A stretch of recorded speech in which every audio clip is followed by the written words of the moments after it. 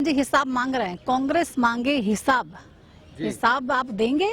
मैं हिसाब दे रहा हूँ। हाँ। उदयवान जी आइए, देखिए 6 करोड़ का हिसाब तो ये देख लीजिए। आपका हमने 8 करोड़ रुपए के नाले बना के दिए हैं। आपके 40 करोड़ रुपए हमने होटल की सड़कों के लिए, होटल की नालियों के लिए दिया है। आप कॉलेज देखिए जाके, मेडिकल यूनिवर्सिटी लेके हम आए जो पलवल में बनने जा रही है। हम लड़कियों का कॉलेज लेके हम आए जो भैंडोली में बनने जा रहा है। खेल स्टेडियम लेके बनने जा रहा है, बनने जा रहा है, बनने जा रहा है। चालू हो गया, क्लासें चालू हो गई। गंदे पानी में डूबा रहता था। आज हमने पानी निकासी के लिए 10 करोड़ रुपए से भी ज्यादा लागत से। तो प्रॉब्लम है ना, बाप ने भले लागत भी हुई, नाले भी बनाए, तमाम चीजें हुई है, लेकिन पानी की समस्या तो अभी भी है ना। गंदा पानी तो अभी तक भी खड़ा होता है, लोगों को समस्या होती है। साफ पानी भी हर जगह पे नहीं पहुंच रहा, तो लोग परेशान हैं इन चीजों को लेकर। आपकी बात से मैं सहमत हूँ बहन जी, शहर बहुत बड़ा है। तो वहाँ पर गंदगी को लेकर भी लोगों की समस्याएं हैं, और हमने लोगों से जब बात की तो कहीं ना कहीं लोग इसको लेकर भी नाराज नजर आए। ये नगर पालिका का टेंडर अभी जो है ना होल्ड हुआ पड़ा है। जो सफाई का टेंडर था, ठेकेदार काम छोड़ के चला गया। टेक्निकल कमी के कारण टेंडर होल्ड हो गया। 5-10 दिन में टेंडर हो जाएगा, फिर सफाई व्यवस्था में कोई दिक्कत नहीं आएगी। और हम नाइट शिफ्टिंग के लिए स्वीपर भी लगाने जा रहे हैं, जिसकी अनुमति हमें सरकार ने दे दी है। पंचायतों का फंड बढ़ा रहे हैं, युवा परेशान है कि रोजगार मिल नहीं रहे हैं। अब आप कह रहे हैं 50,000 नौकरियां दे देंगे। 50,000 नौकरियां दे रहे हैं हम। ये सिर्फ इलेक्शन की जुमलेबाजी नहीं है। नहीं, इलेक्शन की कोई जुमलेबाजी। बड़ा मुद्दा रोजगार तो है ही, लोकसभा चुनावों में भी रहा है, और अभी विधानसभा चुनावों में भी तमाम युवा परेशान है। सारे देश में समस्या मैं मानता हूँ, पॉपुलेशन बढ़ रही है, पॉपुलेशन के साथ साथ रोजगार नहीं बढ़ा।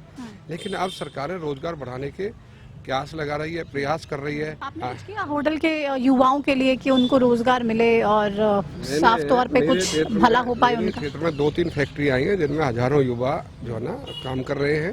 हमारी पार्टी ने स्टैंड अप की नीति पर काम किया है कि भाई स्वयं रोजगार खोजें। उसके लोन भी दे रहे हैं हम लोग।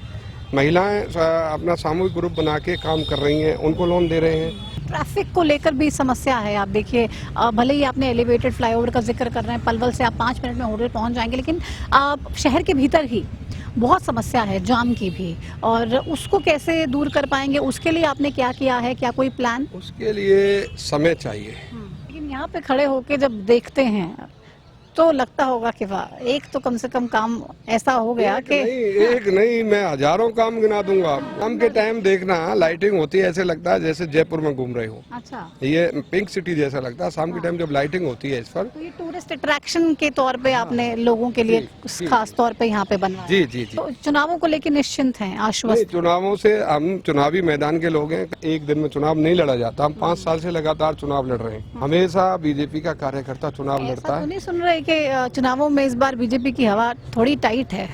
ये जो है ना, चुनाव के टाइम पर आप लोग भी कहते हैं, जो भी सरकार होती है उसके लिए ऐसा कहा जाता है। केंद्र में भी कह रहे थे कि भाई टाइट है, केंद्र में सरकार बनाई। हरियाणा में कह रहे हो, हरियाणा में सरकार हमने तो कहा ही नहीं। हमने तो, आप सारे चैनलों ने दिखाया कि आपको बम्पर जीत मिल रही है। हमने हालांकि दिखाया, हरियाणा न्यूज ने एक जिम्मेदार चैनल होने के नाते कड़ी फाइट दिखाई। ग्राउंड जीरो पर मैं खुद गई और हर जगह पर जाकर हर लोकसभा का हाल अपने दर्शकों तक भी पहुंचाया, वोटर्स तक भी पहुंचाया, और हमने साफ साफ कहा कि फाइट 50-50 की है, और नतीजा वही रहा। जो काम कांग्रेस 60 साल में नहीं कर पाई, वो काम बीजेपी 10 साल में कर चुकी है। तो आश्वस्त हैं तीसरी बार के लिए? बिल्कुल बिल्कुल। उदयभान जी इसको कुछ कहना चाहेंगे? उदयभान जी जात पात की राजनीति करते हैं। आपसे ज्यादा करते हैं क्या? नहीं, मैं जात पात की राजनीति नहीं करता। बीजेपी आपसे, मेरे कहने का मतलब बीजेपी पूरी पार्टी आपकी? वो मेरा मैं उनको निजी आरोप लगा रहा हूँ ये। अच्छा। वो यहाँ जात पात की राजनीति करके हरिजन एक्ट लगा के हरिजन भाइयों उनको बढ़ाते रहते हैं। छोटी मोटी राजनीति करके काम नहीं चलता। डर नहीं आपको उदयभान जी सामने टक्कर में आते हैं? कभी नहीं डरा। उदयभान से टक्कर लेता हूँ मैं, उदयभान से टक्कर ली है, लूंगा। नहीं तो इस बार तो माहौल कह रहे हैं बिल्कुल कांग्रेस के पक्ष में है। हम 70 सीटें जीतने वाले हैं और चुनाव में ऐसा होने वाला है। जो कह रहा होगा वो कह रहा होगा। होडल बीजेपी की सीट है, बीजेपी की रहेगी। होडल से बीजेपी जीती है, बीजेपी जीतेगी।